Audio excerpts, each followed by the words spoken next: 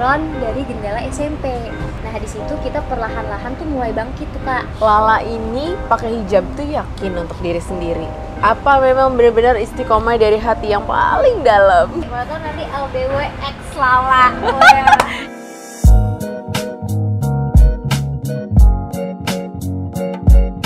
Hai Love, balik lagi sama aku Winnie di Love by Winnie Channel. Nah kali ini aku lagi sama seseorang nih. Jadi aku tuh lagi ngasuh ya. Kalian tahu nggak sih ngasuh? Nah buat kalian yang nggak tahu ngasuh, jadi ngasuh tuh kayak aku tuh lagi ngajak main adik atau saudara gitu ya. Jadi ngasuh itu kayak ngajak main lah ya. Jadi aku hari ini ngasuh adik aku. Nah ini ada Lala. Kok ketawa lah? Iya ngasuh soalnya. Kayak anak TK gitu ya iya, diasuh. anak TK gitu diasuh gitu. Karena apa aku masih bocil. Anak bocil lagi diasuh. Enggak deh, enggak. Terus hari ini tuh kita rencananya mau main go-kart.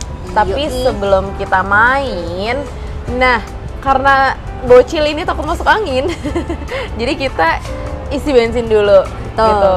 Nah terus nanti selain makan, nanti kita bakal main-main ya. Selain main go-kart, mungkin nanti juga kita bakal main ke pantai ya. Pokoknya seharian ini kita bakal main ya Kak. Ya, muter-muter juga gitu. Mau tahu kan keseruan kita kayak gimana? Nah buat kalian tonton video ini sampai akhir ya. Oke, jadi Lala bisa ceritain nggak sih sekarang itu Lala itu aktivitasnya tuh ngapain aja sih gitu selain syuting ya? Kalau untuk sekarang sebenarnya kalau syuting tuh udah lama ya, Lala tuh nggak ada jadwal-jadwal syuting kayak gitu. Untuk sekarang sih lebih kayak nge-manage adik Lala. Adik Lala kan di dunia entertain juga kan. Dan ada Ratu Sofia, kalau misalkan tahu Ratu Sofia. Ada Bulan Sofia juga. Jadi karena mereka itu nggak pakai manajemen, jadi Lala yang memanajemen. Iya, sebagai seorang kakak yang berbakti kepada adik-adiknya. Jadi Lala berbakti yang banget ya Lala ini. Jadi aku yang nge-manajemen mereka gitu. Entah itu untuk pekerjaannya, tapi biasa kalau kerja sih masih agak sama mama gitu kan, kayak mama duluan yang megang, baru ntar dilimpahin ke aku. Aku lebih kayak kalau misalnya ada campaign brand atau endorsement, paid promote, itu baru ke aku gitu. Untuk masalah kontrak atau masalah ngirim briefing, alamat produk atau apapun itu lewat Lala. Terus selain itu juga Lala kuliah, tapi belum masuk sih. Baru daftar tapi udah keterima jadi mahasiswa di situ. Kuliah yang Lala itu pengen apa gimana? Sebenarnya awalnya sih nggak pengen. Awalnya tuh pengennya ngambilnya ilmu komunikasi, hubungan internasional, ya kan. Cuma Lala mikir lagi, Lala itu kan sekarang pengennya bangun usaha, Kak. Udah jarang syuting kan, jadi lebih kayak pengen deh punya usaha, terus jadi businesswoman gitu. Keren ya? Keren kan? Terus Lala mikir kalau misal kuliahnya di ilmu komunikasi, mungkin bakal kepake, tapi kayaknya kurang gitu kepake kalau misalnya emang tujuan Lala tuh pengen jadi businesswoman gitu. Jadi akhirnya Lala milih ya yang manajemen bisnis yang emang sejalan sama apa yang Lala inginkan. Gitu. Jadi akhirnya Lala milihnya manajemen bisnis. Nah, rencananya Lala itu punya cita-cita pengen usaha tuh usaha apa sih, Mak? Kalau usaha tuh sebenarnya ya, Lala tuh pengen punya usaha kayak kecantikan. Oh gitu? Iya, jadi sekarang tuh kan lagi naik-naiknya kayak skincare yang memacu kepada skincare Korea gitu kan. Jadi kayak kiblatnya ke Korea. Nah, Lala tuh juga pengen punya suatu produk skincare yang kayak gitu juga. Yang dimana-mana tuh viral, stoknya habis, yang kayak gitu. Pengen punya produk kecantikan, terus kayak make up juga. Bagus sih, jarang banget anak seusia Lala itu kan punya pemikiran kayak gitu ya. Apalagi untuk ke jenjang kayak bikin skincare itu kan sebenarnya bukan hal yang mudah juga ya lah ya. Kita juga memang benar-benar harus perlu mental yang kuat, terus skill utamanya kan gitu ya, pengetahuan juga kan. Karena kan bikin yang gitu nggak bisa yang sembarangan loh lah. Hati-hati juga, bener kan? Ada kayak uji-ujinya, uji segala macam. Inilah itulah, kan ribet juga prosedurnya kan. Terus selain itu apa? Lala nggak pernah syuting lagi dong? Jadi Lala tuh syuting terakhir tahun 2019 sebelum Lala pakai hijab juga. Masih lama? Udah lama ya? banget.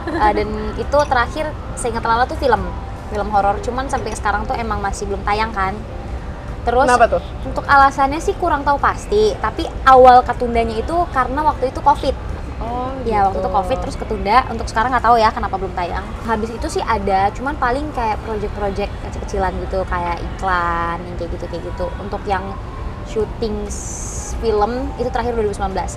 Tapi ada tahun 2020 apa 2021 gitu ada satu project itu sinetron, cuman nggak lama bungkus. Oh gitu. Iya, jadi cuman sekitar 7 episodean gitu. Untuk sekarang sih Lala lebih fokus mau kuliah aja sih Kak. Oh, Kuliah gitu. Sama kalau misalnya ilmunya udah dapat nih di kuliah, baru fokus di usaha gitu. Jadi mau cari ilmunya dulu. Kalau udah ngerasa udah mantep, baru ini direlasikan gitu. Keren. Mungkin sambil kuliah sambil memanage adik-adik kali ya. Gitu. Setidaknya adalah sedikit kerjaan lain gitu kan. Gak nganggur-nganggur banget di rumah gitu. Tapi kan mungkin sambil kuliah kan itu penghasilannya manajemen mungkin lebih dari cukup kali lah. Sebenarnya aku daripada Lala syuting lagi. Sebenarnya gini, aku tuh nge-manajemen adik aku tuh, aku nggak dapat gaji.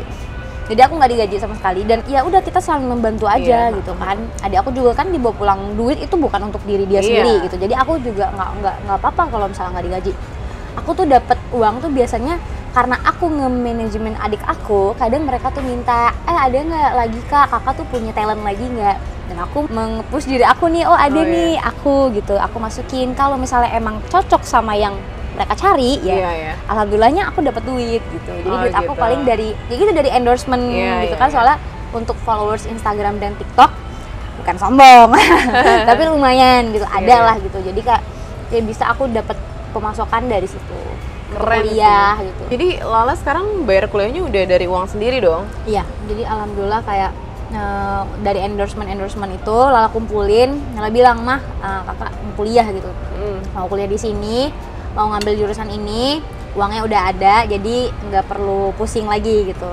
Terus paling kata mama ya udah nanti kalau misalnya ada yang kurang atau apa nanti bilang aja sama mama biar mama tambahin gitu. Oh gitu.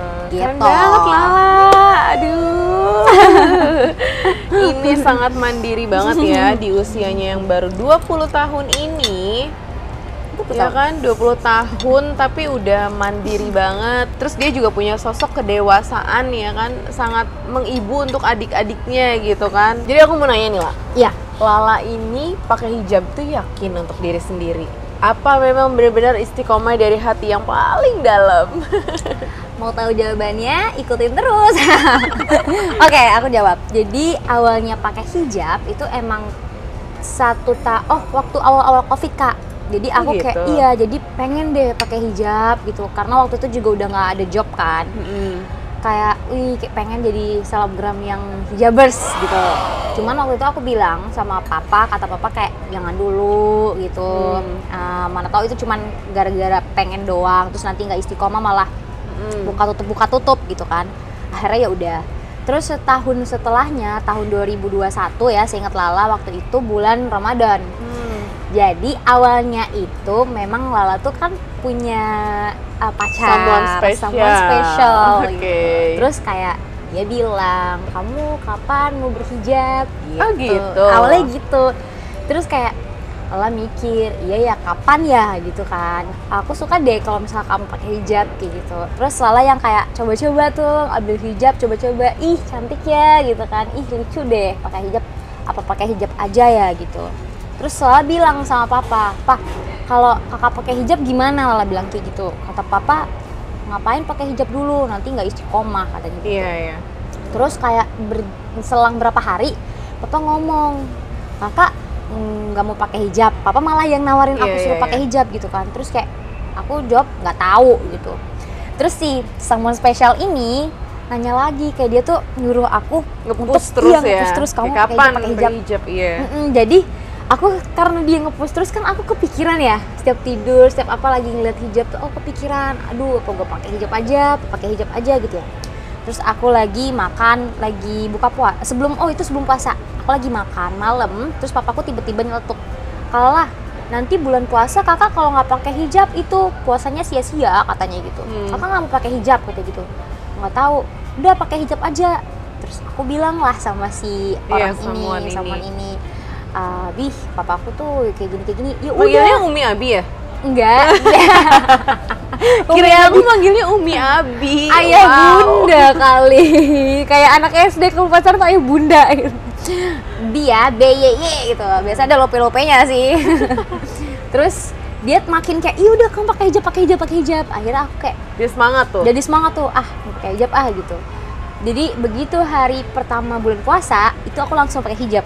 Oh gitu. Jadi ya bisa dibilang aku pakai hijab atas dorongan someone special dan papaku juga. Gitu. Iya. Jadi awalnya tuh awal mulanya itu aku pakai hijab. Pakai hijab. Sempet sih beberapa kali aku ngerasa kayak pengen deh kayak dulu gitu, ngelepas kelihatan rambutnya digerai gitu, cakep deh gitu kan. Pengen deh, tapi kadang inget-inget tapi sayang udah sejauh ini pakai hijab masa dibuka sih. Iya. Jadi aku kayak ya udah, walaupun itu someone special itu udah godaan ya lah. godaan, dan walaupun aku sama yang nyuruh aku pakai hijab ini udah kandas gitu, aku ngerasa kayak Kandas. Kayak lagu ya. Ada nggak sih lagu kandas? Ada. Ini sudah usai. Jadi ya udah deh, aku mikir kayak udah pakai hijab ini aku udah kayak udah ngerasa nyaman juga. Dulu kan awal-awal kayak gerah gitu kan pakai hijab. Sekarang kayak udah nyaman. Kalau keluar tuh rasanya kalau misalnya nggak pakai hijab tuh ngerasa kayak ada yang aneh, gitu. Jadi ya udah lanjutin aja. Malah jadi pacuan aku untuk menjadi lebih baik di dalam agama aku gitu. Kayak aku jadi lebih rajin ngaji, jadi lebih rajin sholat gitu. Karena aku ngerasa kayak tanggung jawab aku pakai hijab tuh berat. Jadi kayak makin rajin lah semuanya, alhamdulillahnya gitu. Walaupun awalnya emang bukan dari hati sendiri gitu. Tapi kan sebenarnya karena dipaksain juga kan lebih bagus ya, karena mau nggak mau ya kan. Alhamdulillah jadi nyaman. Iya. Nah tadi kan Lala bilang sudah kandas ya sama si Abi itu. Iya, kandas. Kenapa sih kok kandas gitu? Kok bisa? Coba Lala cerita. Agak sebenarnya agak sedih ya Kak.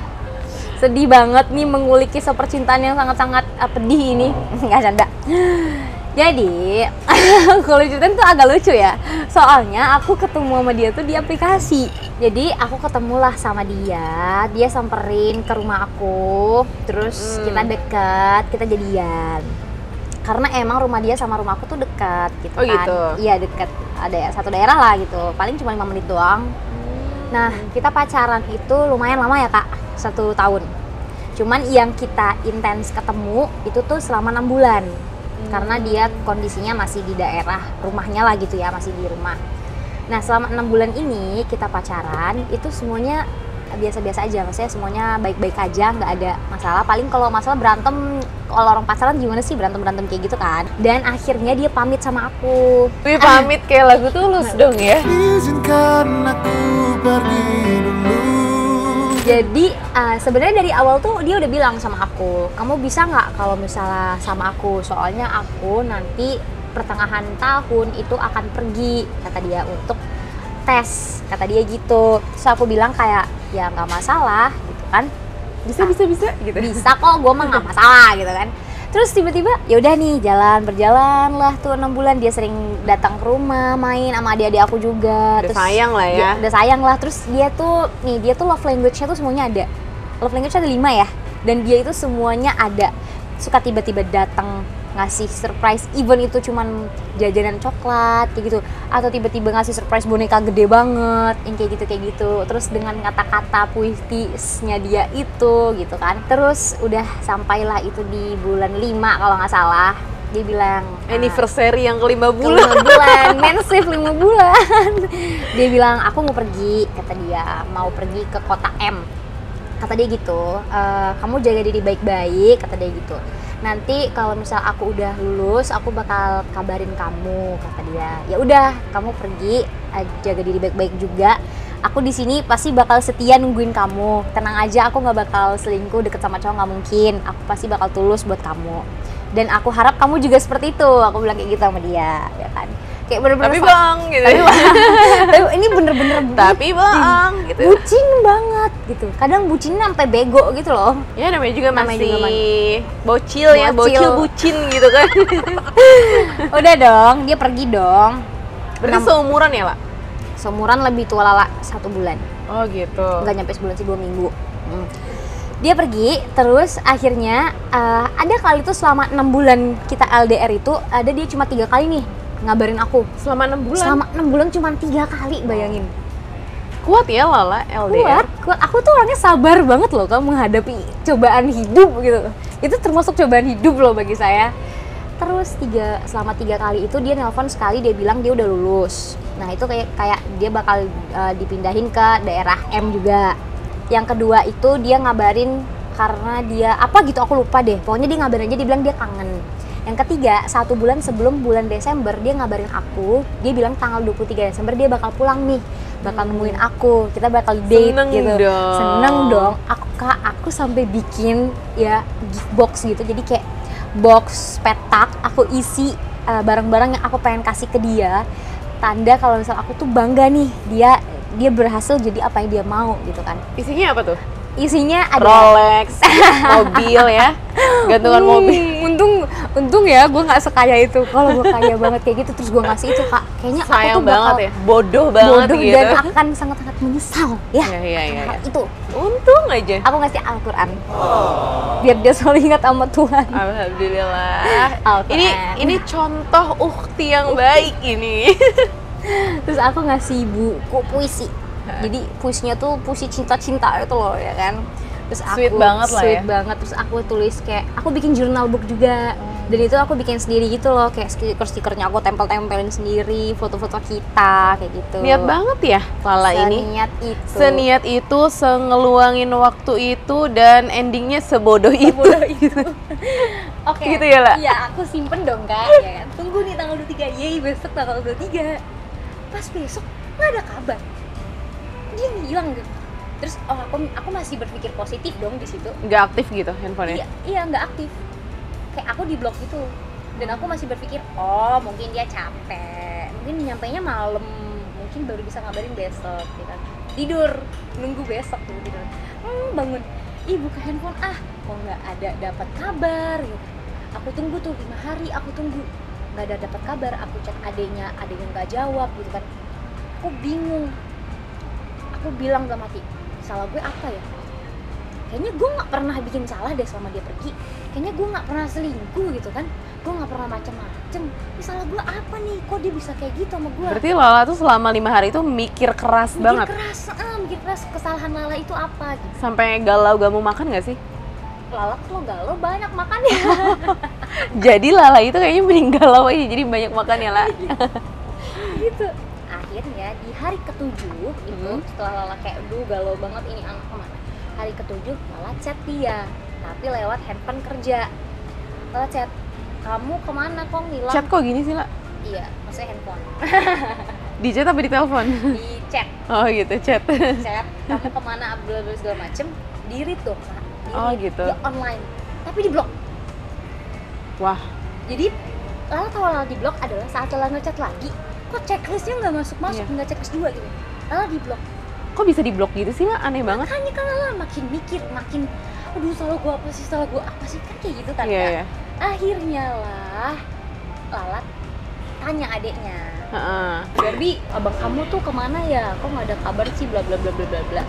Tiba-tiba adeknya ngomong kayak gini, Kak, kemarin Kak ini sempat bilang kalau misalnya hubungan sama kakak itu udah nggak bisa dilanjutin lagi, jalannya udah buntu, semoga kakak dapat yang lebih baik ya. Kok aneh sih, kayak mutusin orang kayak tiba-tiba pertama terus kayak harus melalui adiknya. Iya. Kok nggak gentle banget sih? Ya itulah. Tapi di situ dengan bodohnya aku masih yang berharap kayak ada kabar dari dia gitu. Iya bener, aku masih berharap, dan aku di situ bodohnya nyalahin diri aku sendiri. Lo tuh ngapain sih, La? Lo bikin salah apa sih, La, selama dia pergi? Coba lo ingat-ingat salah lo tuh apa gitu. Lo ada ngelakuin apa? Mungkin lo ngerasa itu nggak salah, tapi ternyata itu salah dan dia tahu gitu. Apa sih, La? Aku bener-bener kayak mikir, aduh ini salah berapa apa. Sampai akhirnya kayak itu aku bener-bener galau ya. Aku kan biasanya tuh rajin banget skincarean, bodycarean tuh bener-bener sampai muka aku tuh kusam, aku nggak ngapa-ngapain gitu loh. Kerjanya tiap malam tuh nangis aja gitu kan. Tapi Mama tahu? Enggak, Mama nggak tahu. Oh gitu. Ya udah dong. Kayak aku ngerasa, ya udah deh, mungkin dia disuruh fokus untuk pendidikannya dia, untuk karirnya. Ya udah. Terus aku masih nungguin 5 bulan, Kak. Aku nungguin, aku berharap tuh 5 bulan. Bodoh banget kan? Bodoh banget dong. 5 bulan ya? Aku nggak bisa move on kalau misalnya aku belum tahu alasannya apa. Yang aku chat lah di nomor aku yang lain, yang nggak diblok sama dia. Aku bilang nggak usah main blok-blokan lah, nggak gentle banget sih. Nggak usah khawatir karena aku nggak akan berharap lebih ke kamu. Nggak mau ngejar-ngejar kamu karena aku ngerasa itu nggak worth it. Iya. Gitu kan. Terus akhirnya ya udah dong, dengan bantuan temanku ini aku teleponan sama dia pakai handphone teman aku. Oh gitu. Aku telepon, aku tanya alasannya apa. Tapi dia mau ngangkat telepon. Dia nggak telepon karena aku udah maksa dia untuk ngasih alasan, karena aku bilang aku juga mau bahagia. Aku bilang bukan lo doang yang mau bahagia, gue juga mau bahagia gitu. Terus Lala telepon, dengan entengnya dia menjawab pertanyaan-pertanyaan Lala seakan-akan dia kayak nggak punya salah gitu loh untuk ngelakuin hal itu ke Lala gitu. Alasan pertama dia ninggalin Lala adalah katanya hubungannya itu udah posesif, aku cemburuan. Tapi Lala gitu, posesif gitu, cemburuan? Enggak. Aku nggak pernah, aku tuh nih yang selalu marah kalau misal pergi itu dia. Oh gitu. Dia selalu marah kalau misal aku pergi keluar, karena dia ngerasa takut kalau misal aku tuh bakal ketemu sama cowok gitu. Itu berarti dia ada yang posesif. Sebenarnya kalau emang ketemu sama cowok mah pasti ketemu kali ya, yang namanya keluar nggak mungkin ketemu sama cowok. Iya. Nggak mungkin nggak ketemu cowok gitu kan. Gitu. Cuma kan tergantung, kembali lagi ke kitanya kali lah. Nah itu masalahnya tuh gini Kak, teman aku ini kan cewek ya, cowok tuh pacarnya dia. Dan aku juga nggak mungkin lah ngapa-ngapain sama pacarnya sahabat aku sendiri gitu kan, yang notabene-nya kayak dia juga tahu nggak mungkin apa-apa terjadi tuh nggak mungkin gitu. Dan yang kedua, dia ngelarang aku untuk kuliah. Kenapa emang ngelarang berkuliah? Awalnya aku bilang sama dia aku pengen kuliah. Alasan dia ngelarang aku untuk kuliah adalah dia nggak mau aku ketemu sama laki-laki di kuliah. Di kampus gitu. Iya, karena katanya aduh laki-laki di universitas itu brengsek apa segala macam. Dia bilang kayak gitu. Oh dia bilang gitu? Iya dia bilang kayak gitu. Lala nggak bilang, terus kamu gimana? Awalnya kan aku udah bucin Kak, dan aku nganggap kayak wah ini laki-laki bener-bener sayang banget sama gue gitu. Jadi kayak aku iya aja pada saat itu gitu kan. Terus yang ketiga, dia nyuruh aku setiap hari di rumah aja gitu, kalau pergi ya pergi. Jadi ibu rumah tangga ya? Iya kayak gitu. Dan pada saat itu bodohnya aku mengiyakan semua perkataannya dia, karena orang bucin ya susah ya Kak, bocil kalau jatuh cinta tuh kayak gitu, jadinya kayak gue gemes sendiri loh aku sama tingkah aku dulu gitu. Nggak dulu sih lah, baru kemarin kan? Iya sih baru kemarin. Cuman ya nggak apa-apa sih, namanya itu proses untuk mendewasakan diri. Iya, kalau nggak gitu Lala nggak dewasa. Iya. Gitu. Terus kayak gitu. Yang keempat, ini adalah fakta yang paling bikin aku ketawa sih dengernya pas dia bilang itu. Sambil nangis tapi ketawa itu kayak wah kayak gitu lah, sambil nangis. Air mata bercucuran tapi ketawa gitu. Menangis bahagia ya, Menangis lah. bahagia gitu. Dan keempat dia bilang, aku dijodohin nih sama anak titik katanya kayak gitu. Aku sering kayak aku ngedengar semua omongan dia tuh jatuhnya kayak omong kosong gitu. Kayak gitu. Dan pada detik itu juga aku bener-bener move on. Aku bener-bener ilfil. Kayak udah murka gitu ya. Iya kayak gitu, apa sih? Aneh banget gitu loh. Akhirnya di situ kayak aku marah kan, jadi kayak aku sempet kata-katain dia gitu, wah gila lo ya, emang kurang ajar laki-laki, bla bla bla bla bla bla. Terus habis itu aku nangis, aku telepon temen aku nangis. Terus udah gitu aku lega. So aku ketawa-ketawa sama temen aku ngegibahin dia kayak, coba lu bayangin dia gini. So aku ketawa kayak sakit hati tapi pengen ketawa gitu dengan ngedenger alasannya yang gak masuk akal gitu kan. Iya. Terus akhirnya besoknya pas aku bangun pagi itu aku bener-bener kayak lega banget Kak, bener-bener kayak udah jadi gue move on sama lu, gue udah gak berharap apa lagi sama lu, dan gue udah lega banget. Sekarang gue mau hidup bahagia gitu, lebih pengen gali potensi yang ada di dalam hidup gue. Langsung kayak gitu pada detik itu juga. Jadi pada sebelum aku nelpon dia itu aku sempet sholat tahajud tuh, doaku tuh kayak gini, ya Allah aku sayang nih sama dia gitu, aku sebutkan namanya, aku sayang sama dia. Tapi kalau misalnya emang dia bukan jodoh hamba, tolong tunjukkan gitu agar hamba bisa move on dari dia. Tapi jika emang dia jodoh hamba, tolong jaga dia baik-baik, terus buka pintu hati dia dan keluarganya untuk menerima hamba kembali. Terus aku tidur, selang beberapa hari kemudian aku telepon, dan itu yang berarti itu yang ditunjukin Allah sama aku gitu loh, kayak ini berarti laki-laki emang bukan untuk kamu, bukan yang terbaik untuk kamu gitu. Jadi emang kamu itu sekarang ya udah, kamu berusaha jadi yang terbaik lagi, semoga kedepannya dapat jodoh yang terbaik. Iya, keren nih cerita Lala. Tapi bagusnya Lala itu kan sebenarnya alhamdulillah ya La, berarti Lala juga nggak usah nunggu lama untuk nungguin dia. Lala udah ditunjukkan gitu kan. Mungkin suatu hari nanti Lala bakal dapet cowok yang lebih baik lagi. Amin. Ya kan, yang benar-benar tulus gitu sama Lala. Amin. Ya kan. Ya nggak apa-apa lah, ini kan perjalanannya masih panjang nih La. Benar. Gitu. cowok juga masih banyak. Jangan Tuh, khawatir. banyak ikan Nanti di laut. Lala kan mau usaha, nanti Iya. Lala kan mau jadi business woman, Iya. ya kan? Nanti kalau misalnya Lala udah sukses, Lala terkenal, yang kayak gitu-gitu tuh mereka tuh akan menyesal sendiri lah, gitu. Lala juga dapat hikmah loh dari dia. Maksudnya ketika Lala kenal dia, Lala menjalin suatu hubungan sama dia, dan begitu kan dia udah mengajarkan Lala ke hal yang lebih baik lagi. Iya, benar. Lala mau berhijrah, ya Iya, kan? benar-benar. Kalaupun Lala sekarang nggak sama dia, tapi tetap Lala kan masih istiqomah berhijrah gitu kan. Jadi ya itu suatu hal yang sangat bagus, ya kan? Lala berarti udah nggak bocil lagi, Lala udah dewasa. 20 tahun nih bos, senggol dong. Aduh ngeri nih disenggol anak ini. Dan selanjutnya Lala kan tadi bilang pengennya fokus kuliah dulu ya gitu. Tapi kalau misalnya Lala ada tawaran film nih di tengah-tengah Lala lagi kuliah, Lala tuh ditawarin film nih atau stripping nih, Lala mau ambil nggak tuh? Kalau untuk stripping Lala nggak mau. Oh gitu. Untuk stripping karena gini, kalau stripping itu kan dia bisa jadi cepet, bisa jadi lama kalau misalnya sinetronnya ratingnya bagus kan.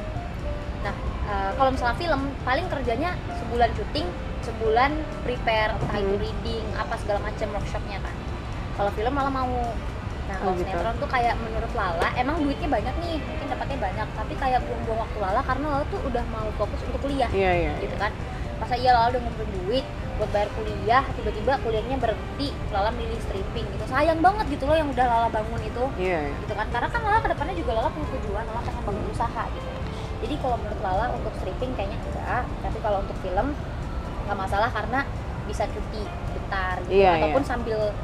sambil ngerjain kan, karena alhamdulillahnya universitas yang Lala tuju ini dia tuh ada sistem dimana kalau misalnya kita nggak bisa masuk kelas gitu bakal ketutup pakai poin-poin kontrak kerja Oh, yang udah gitu. kita dapetin gitu. Kalau Lala sih di universitas Lebih fleksibel lah ya. Lebih fleksibel, Nggak iya. memberatkan ke mahasiswa Mahasiswa, juga.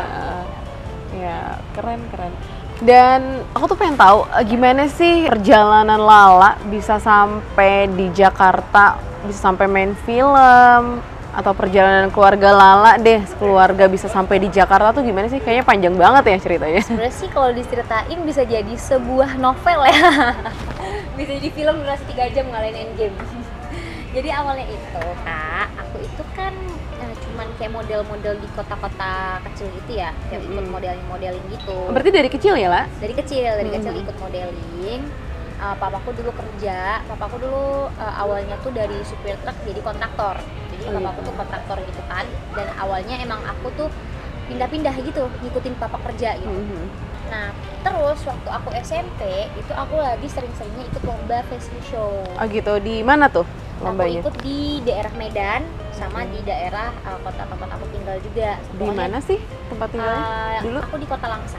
Oh gitu, Aceh ya? Aceh. Oke. Di Kuala Simpang juga sama di Medan. Medan tuh paling sering karena kan dia lebih dia kan kok Medan tuh nggak kayak Aceh. Kalau Aceh kan tertutup, harus berpakaian muslimah gitu kan. Kalau di Medan kan dia udah kayak kita bisa pakai apa aja. Jadi dia banyak temanya gitu loh. Jadi sering juga ikut di Medan.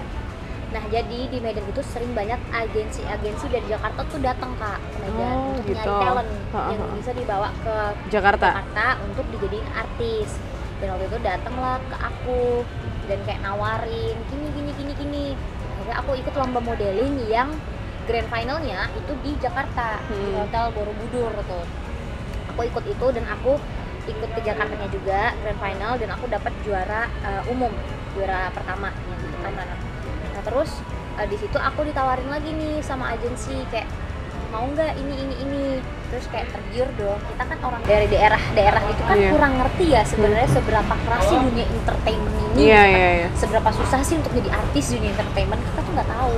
Pasti mikirnya, oh enak nih jadi artis gitu kan, nanti kita terkenal, banyak uang, nggak ada hambatan apapun. Ternyata begitu nyampe di Jakarta itu semua itu nggak ada.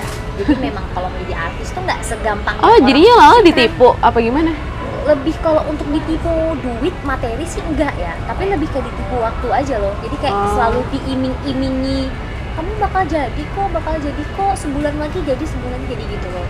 Akhirnya aku menjauh lah, aku kayak lepasin diri dari si agensi itu, kita jalan sendiri. Dari awalnya nih, papaku kan dulu punya usaha ya, jadi kayak adalah mungkin kayak bisa dibilang itu masa jaya papaku dulu waktu aku tinggal di Medan di Aceh. aku pindah ke Jakarta, ninggalin rumah Kak. Rumah aku baru jadi nih di Aceh, baru jadi, aku baru tempatin sekitar 3 bulan 4 bulan. Aku ninggalin rumah aku dengan keadaan full, semua barang-barang, baju-baju aku, elektronik semuanya aku tinggal, cuman bawa baju 1 koper, pergi ke Jakarta. Di Jakarta Itu semua sekeluarga pergi? sekeluarga berenam di Jakarta, tinggal di rumah yang cuman sepetak, berenam. Kan bisa dibilang kayak bodoh nggak sih ninggalin rumah gitu, demi rumah sepetak gitu loh. Iya. Tinggal berenam, cuman kita tuh nggak nyerah gitu, kita jalanin dari bulan ke tahun sampai yang awalnya aku di Jakarta itu ada mobil apa untuk kesana kesini gitu kan, sampai akhirnya mobil aku harus dijual, terus ya sampai uang tabungan papaku tuh habis untuk makan, untuk apa segala macem, sampai untuk event motor pun itu aku harus bawa dari Aceh ke Jakarta. Iya, untuk transportasi kemana-mana gitu aku harus bawa motor itu loh, karena kayak untuk beli kayaknya udah nggak ada lagi gitu loh. Oh gitu.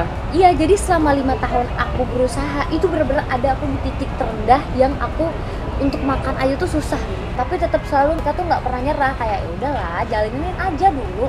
Ke Aceh lagi pun kayaknya nanggung loh Kak, udah 5 tahun Karena ya, udah setengah jalan ya lah ya. jalan gitu, coba Iya. jalanin sampai di titik terendah kita udah nggak punya apa-apa, even untuk bayar kontrakan pun susah, jadi akhirnya memutuskan untuk balik. Oh, ke Aceh lagi. Aceh. Udah packing nih segala macam, packing kita berunding dong, berunding. Akhirnya papa sama mama memutuskan untuk aku doang sama Ratu yang tinggal di Jakarta gitu. Tapi akhirnya papa nggak tega kalau misalnya harus ninggalin anaknya berdua gitu di kota besar, kayaknya dia nggak tega gitu. Iya, karena masih pada kecil juga ya lah ya. Iya, masih pada di bawah umur, yang baru 17 tahun tuh 18 tahun aku gitu kan. Iya. Akhirnya papa memutuskan ya udah dia yang pulang sendirian. Dia pulang ke Aceh, dia cari duit lagi kayak yang dulu dia lakuin. Sebenarnya aku tuh gak tega gitu mikirin papa untuk kalau misalnya papa harus balik gitu. Gak tega karena gini Kak, jadi dari aku kecil itu kan aku udah ngeliat papaku tuh kerja ya. Aku tuh selalu ikut papa kalau misalnya dia lagi nyupirin truk. Oh Jadi gitu. papaku dulu nyupir truk Kak, ngebawa-bawa Lala anak. ikut? Aku ikut. Jadi kayak di mobil papa tuh di truk tuh ada kayak space belakang yang bisa kita Tahu. bantal kayak gitu. Aku ikut, terus aku suka ngeliatin papa kerja. Terus papaku kan bisa bawa-bawa alat berat ya Kak, kayak kobe gitu. Beko, kobe, nasi goreng kobe nasi goreng beras gitu. Dan aku ngeliat kayaknya udah cukup nggak sih untuk papa harus kerja gitu. Lagian aku juga udah pernah nikmatin masa jayanya papa gitu kan, aku yang dibawa ke luar negeri, aku dibeliin ini itu apa yang aku mau, ada mainan, jajan, apa segala macam aku pernah ngerasain gitu kan. Dan waktu itu papa aku tuh sakit, jadi papa aku tuh saraf kejepit sama jantung. Kayak untuk ngebiarin dia kerja lagi tuh Kayak nggak tega ya, kasihan ya. Kasihan, tapi dia bilang daripada kita kelaparan di sini, jadi ya udah papaku pulang. Selama setahun papaku di Aceh, jadi kita kayak LDR gitu loh, papa di Aceh, aku di Jakarta. Jadi Lala di Jakarta bertiga? Mak sama mama sama adik-adik aku. Oh gitu. Cuman akhirnya papaku doang yang memutuskan untuk pulang. Oh. Jadi papaku kerja, terus tiba-tiba selama 1 tahun itu adik aku Ratu itu dapat kerjaan sinetron dari Jendela SMP. Nah di situ kita perlahan-lahan tuh mulai bangkit tuh Kak, mulai bisa lah beli mobil, ngontrak rumah yang ada lah kamarnya 2 gitu kan, yang lebih gede untuk isi barang gitu. Terus kita bisa beli mulai dari perlengkapan apa segala macam, kita udah bisa. Akhirnya pas ngerasa udah mantep nih keuangan, kita kasih juga kan ngeliat papa harus kerja subuh di pulau gitu kan. Jadi kayak ya udah papa balik aja gitu, ngeliatin kita syuting, nganterin syuting gitu kan. Akhirnya papa aku pulang pas 1 tahun papaku di Aceh, papaku pulang sampai sekarang. Alhamdulillahnya bisa kumpul lagi semuanya. Yeah. Dan alhamdulillahnya tuh ekonominya tuh mulai membaik gitu loh Kak, perlahan-lahan tuh kayak naik, udah bisa semuanya, udah bisa ganti handphone baru. Yang awalnya tuh pakai handphone tuh cuman 2 orang, jadul semua gitu ya. Dihidupin tuh juga malu, udah nggak hidup gitu, ngerti gak sih? Kayak dihidupin tuh lama banget nggak hidup saking buluknya itu handphone gitu. Alhamdulillahnya kayak gitu, udah bisa beli misalnya barang-barang yang kayak branded, yang kayak gitu, alhamdulillahnya udah bisa gitu. Dulu syuting, casting itu kita naik motor, jadi apa itu kondisi panas, hujan, jadi keringetan, jadi kena hujan, sepatu harus dimasukin ke dalam plastik, itu semuanya Lala udah ngalamin. Jadi kayak bener-bener pulang casting tuh nangis gitu, kayak aduh tadi yang lain semua cantik-cantik, aku tadi Insecure jadinya. aku tadi rambutnya lepek, makeupnya luntur kena hujan gitu kan, kayak aduh pantes dia nggak kepilih gitu kan, pantes lah orang yang lain pada cantik-cantik banget gitu kan, aku sempet ngerasa kayak gitu. Terus sempet juga kalau misalnya lagi kumpul sama teman-teman sesama dunia entertain tuh kayak langsung ngerasa minder ngeliat mereka yang glowing gitu kan, ngeliat aku yang kayak udah aduh, jadi makanya aku suka diem aja, nggak ikut ngobrol. Kadang pun ada juga yang misalnya kalau aku lagi ngobrol tuh mereka nggak ngegubris aku gitu loh, jadi kayak seakan-akan aku tuh nggak ada keberadaannya, udah aku kayak kayak patung aja gitu, kayak memang bangku Lala nih kosong gitu, nggak ada isi apa-apa kayak gitu.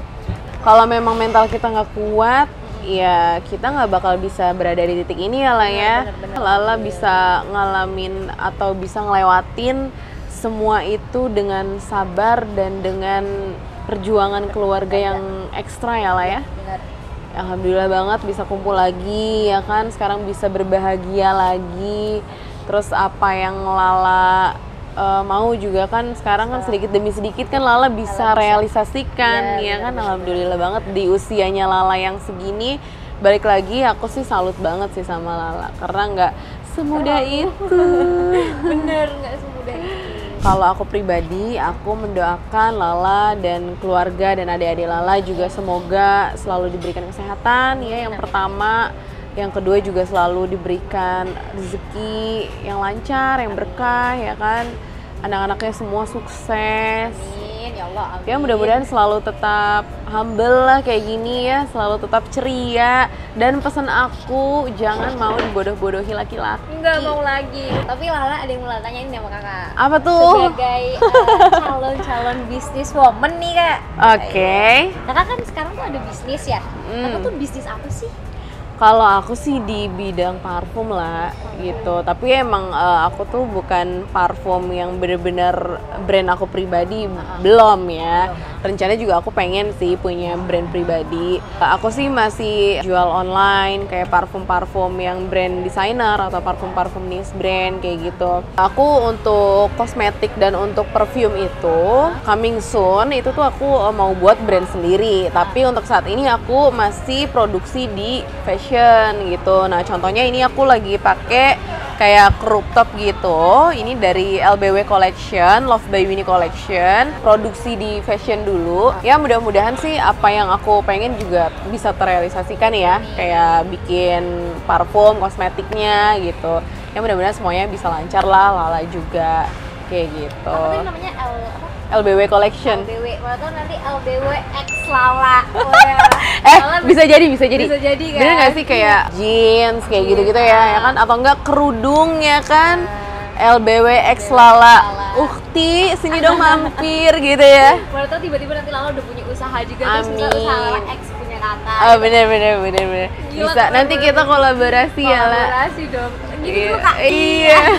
Iya nanti kita kolaborasi ya, mudah-mudahan semuanya lancar ya lah ya. Intinya aku juga mau ngucapin terima kasih banyak ke Lala udah luangin waktunya, udah mau sharing-sharing tentang kehidupan pribadinya ya, yang patut diapresiasi karena gak semudah itu menjalani semua itu ya lah ya. Iya. Lala keren banget pokoknya.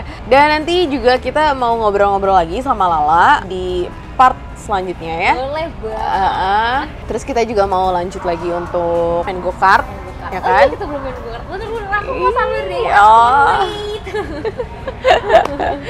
Pokoknya terima kasih banyak buat Lala, terus salam juga buat keluarga ya. Semoga doa-doa terbaik yang tadi aku kasih bisa tercapai ya buat Lala ya. Amin. Nah, buat kalian semua yang udah nonton video kali ini, terima kasih banyak ya buat yang udah nonton. Jangan lupa like dan komen, jangan lupa subscribe juga. Channelnya apa kak? Love by Winnie Love by Channel. Winnie Channel. Jangan lupa di subscribe udah datengin ke rumah.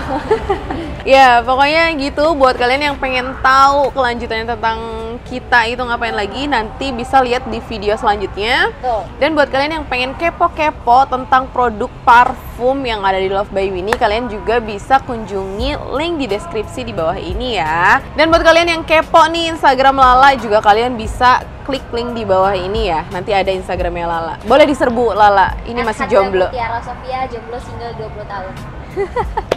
Komplit banget ya, tapi awas ya nanti kalau misalnya ada yang sampai macam-macam sama dia nih. Awas nih. Jadi gitu aja, sekian video ini. Terima kasih banyak. Spread love and fragrance with Love by Winnie. Bye bye. Thank you Lala. Sama-sama. Iya.